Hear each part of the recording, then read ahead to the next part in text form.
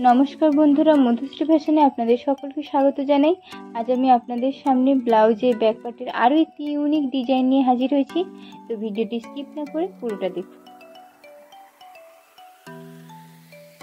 प्रथमे आमी फल्स एबं मेन फैब्रिक दुटोई केटे रेखेछि। मापगुलो उपरे स्क्रिने देওয়া माप अनुयायी आपनारा काटिंग करे नेবেন।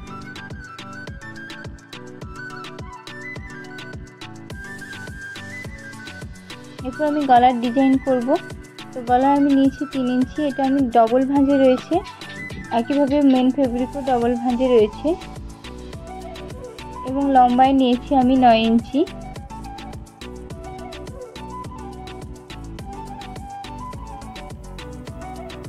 মার্ক করে আমি দাগ করে নিচ্ছি। এরপর নিচ থেকে আমি 3 इंचीते 3.5 इंचीते मार्क करছি। 0.5 इंची আমি एक्सट्रा নিচ্ছি। 3 इंची যাতে আমার চলে আসবে। এরপর 5.5 इंचीते একটু মার্ক করে এভাবে আমি দাগ করে নিচ্ছি। এভাবে কোনাকুনি মার্ক করে নিতে হবে। তো এভাবে আমি ডিজাইনটি তৈরি করে নিচ্ছি। খুব ইউনিক একটি ডিজাইন।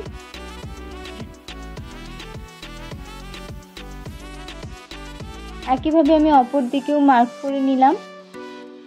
তো এভাবে আমার ডিজাইনটি এসেছে। এরপর আমি মেন কাপড়ের উপরে যেমনটা সবসময় করে থাকি ফলস দিয়ে আমি গলা বরাবর সেলাই করে নিচ্ছি। এতে করে কি হবে, এক্সট্রা করে আর পট্টি লাগাতে হবে না এবং খুব ফিনিশিং এর সাথে সেলাই হয়ে যাবে।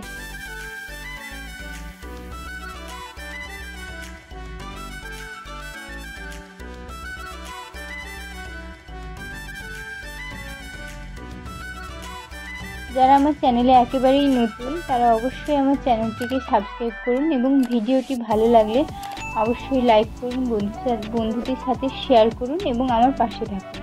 আপনাদের একটা শেয়ার এবং লাইক আমাকে নতুন ভিডিও তৈরিতে উদ্বুদ্ধ করবে।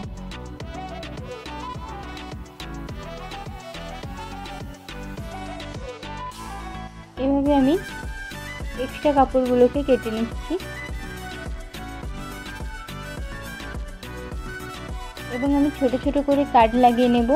কাট লাগিয়ে নিলে কি হবে, খুব সহজেই সোজা করা যাবে এবং কোনো রকম কোঁকড়ানো থাকবে না। যে কোনো জিনিস যখন আমরা উল্টা থেকে সোজা করব সব সময় প্রতি ক্ষেত্রেই কাট লাগিয়ে সোজা করলে ফিনিশিংয়ের সাথে সোজা হবে। এরপর আমি কোণাটিকে এভাবে পিন দিয়ে বের করে নিচ্ছি। আরো ফিনিশিং এর জন্য আমি উপর থেকে একটু সেলাই লাগিয়ে নিচ্ছি।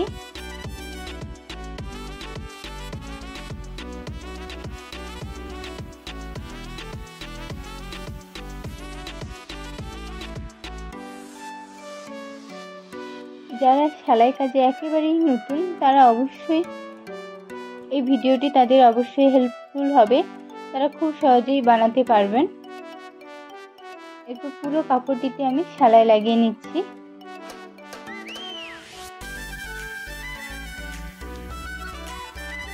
ব্লাউজের মাপের বিষয়ে যদি কোনো জানার থাকে তাহলে অবশ্যই আমাকে কমেন্টে জানাবেন, আমি আপনাদের রিপ্লাই দেওয়ার চেষ্টা করব।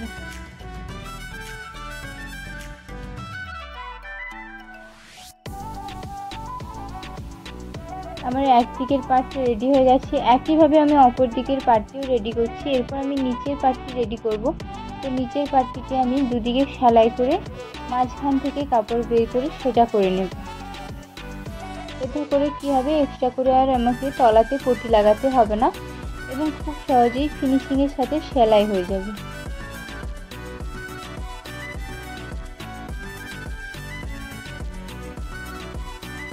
এইভাবে আমি বের করে নিলাম ভিতর থেকে কাপড়টিকে। এরপর আমি উপর থেকে আয়রন করে নেব এবং দুদিকে চাপ সেলাই লাগিয়ে নেব, আর না লাগালেও চলবে। এরপর উপরের দুটি পার্টকে এভাবে সাজিয়ে রেখে আমি নিচের পার্টটি রেখে আমি সেলাই করে নেব। আমার সেলাই কমপ্লিট হয়ে গেছে। ভিডিওটি এই পর্যন্ত। দেখা হচ্ছে নেক্সট